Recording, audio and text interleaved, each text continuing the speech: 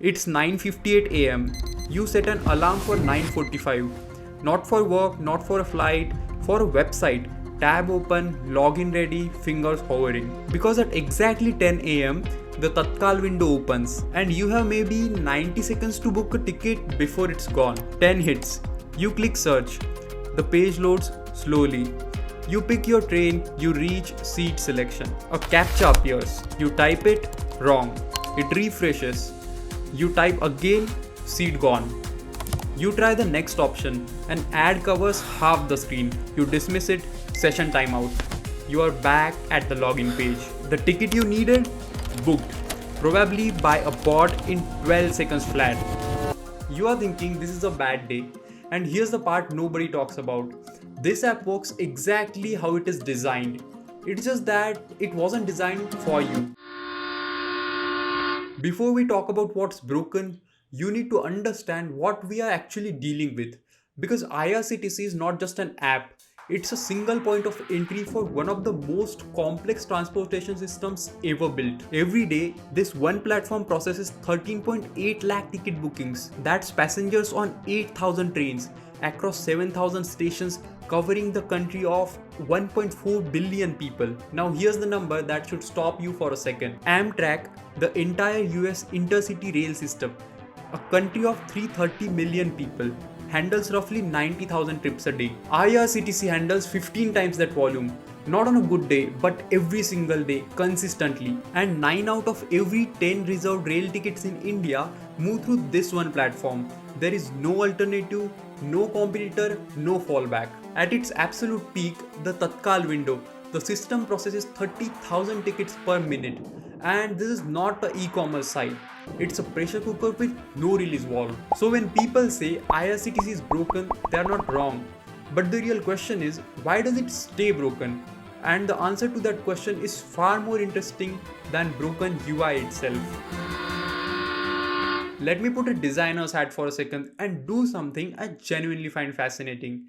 An autopsy on a broken product. Not to roast it, but to understand it. IRCTC's captchas are notoriously aggressive. If you could just select this box, please. Sorry, mate, just protocol.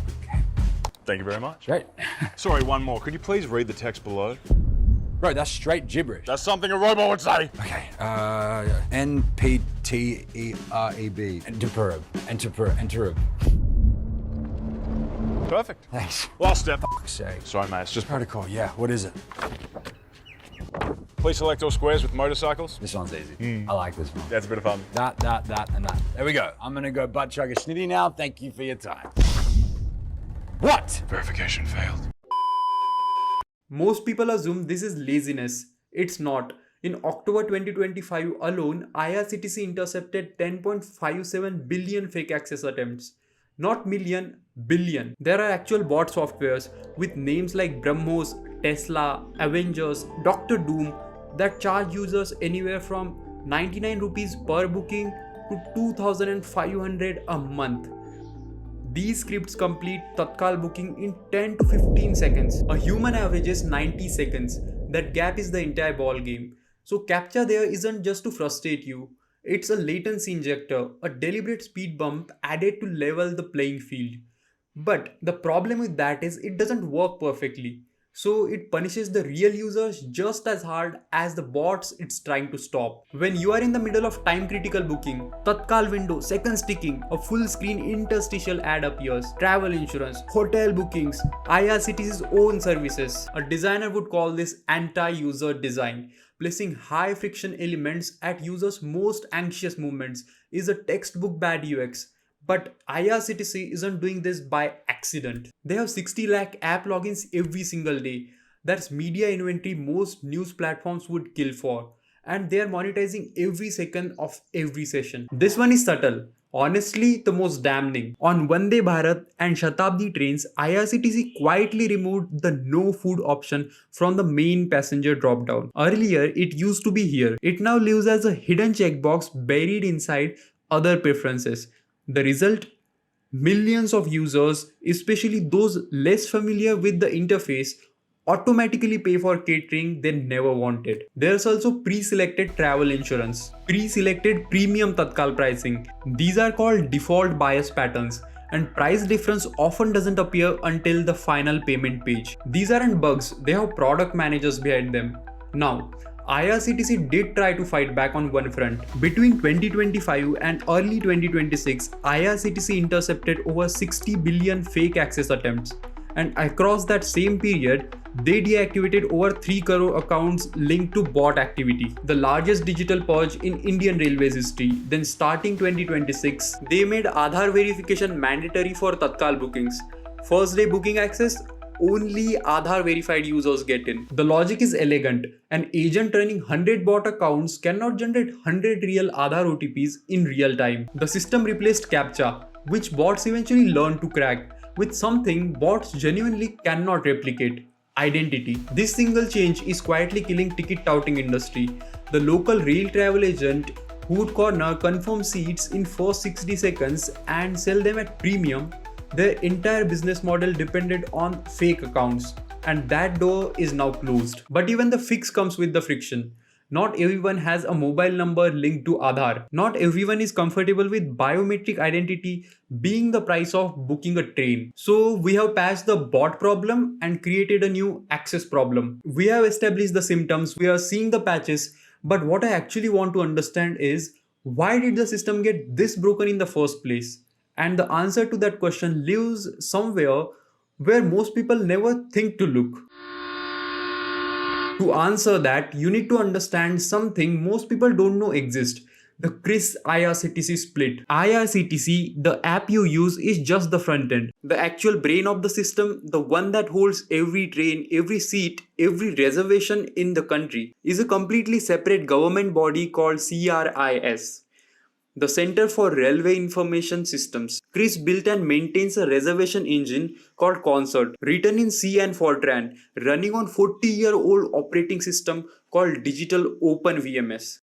Let that land. The backend processing 30,000 tickets a minute runs on a programming language from 1972. CRIS owns the backend, IRCTC owns the front end, and they both communicate through APIs. And because IRCTC's designers are completely dependent on what CRIS exposes through those APIs, they cannot redesign the core experience the way a product team at Uber or Google Maps would do. The split brain architecture means no single person owns the full product.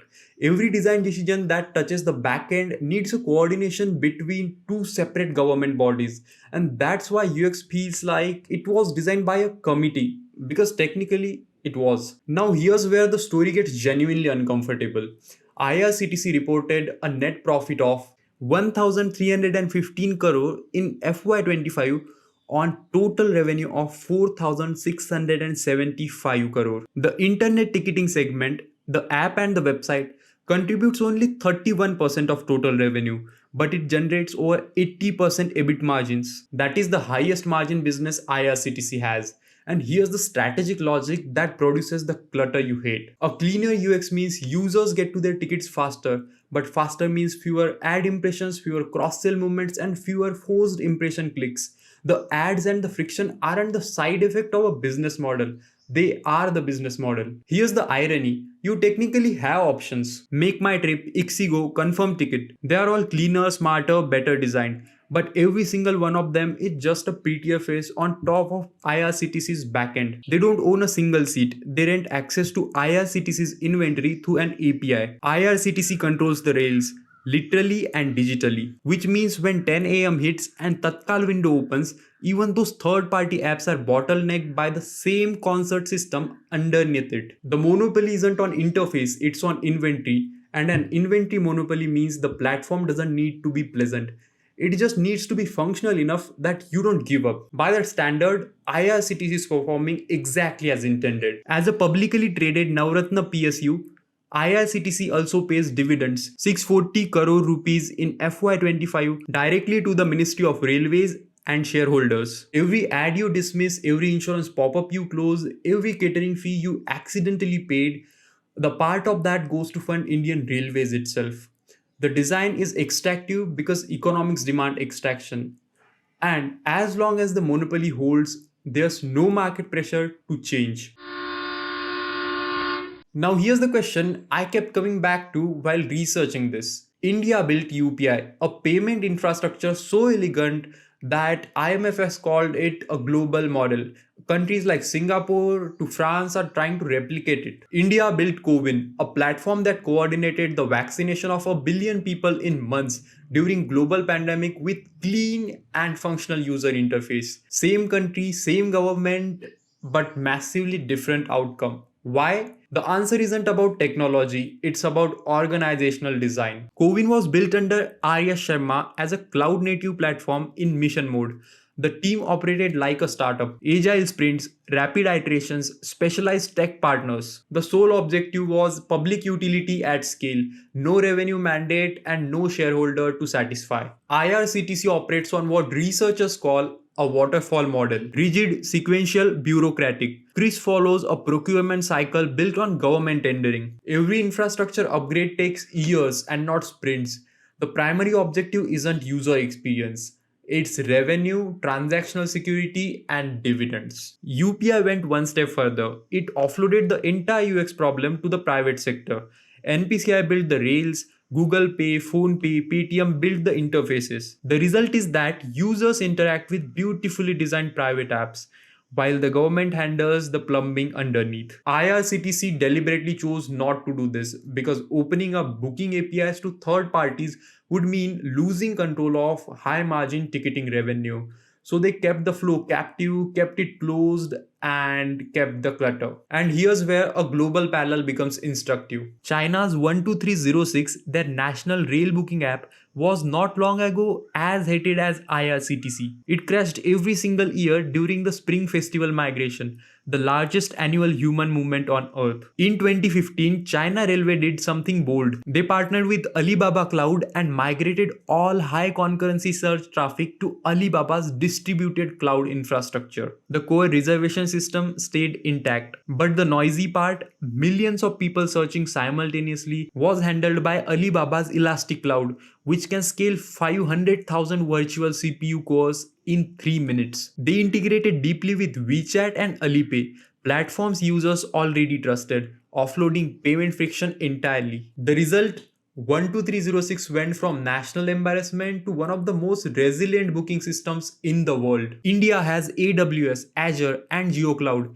India has NPCI's API infrastructure. India has technical capacity to do exactly what China did. The gap isn't engineering, it is will and incentive. But here's the most uncomfortable question of all. If India can build UPI, China can fix 12306, what would it take IRCTC to get fixed? And it turns out it's not redesign, it's something much harder.